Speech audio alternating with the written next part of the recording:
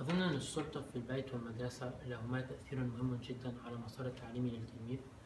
فسلطة البيت يجب أن تكون مثبتة ومكملة للتوجيهات المدرسية، وفيها من الحزم الكافي والمتوازن الذي يبين للتلميذ أهمية التعليم لبناء مستقبله.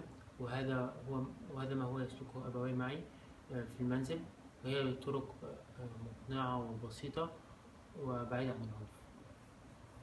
كذلك السلطة في المدرسة فهي مبنية على الاحترام والوقار بين التلميذ ومدرسه، فبما أشعر بالارتياح عندما أتلقى دروسي في المدرسة، مما يشجعني على الاستذكار بجهد لتحقيق أهدافي العلمية.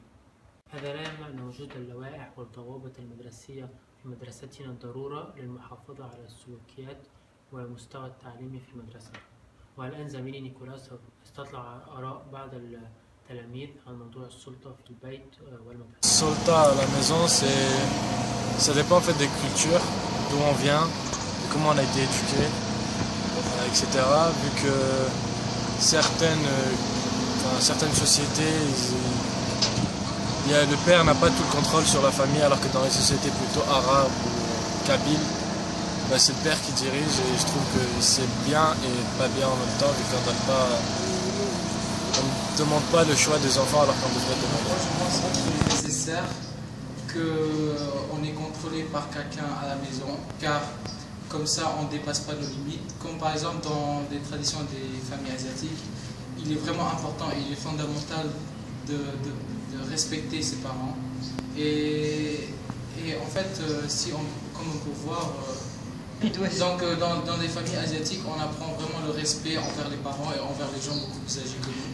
Et donc je pense que c'est très important. Le pouvoir à l'école c'est bien, vu que sinon ça aurait été l'anarchie totale s'il n'y avait personne d'autre à respecter les supérieurs. Et le fait d'avoir quelqu'un de supérieur à soi nous permet de rester dans des limites, dans un cadre à ne pas dépasser et à respecter, comme dans un lycée, les surveillants, les proviseurs, les professeurs.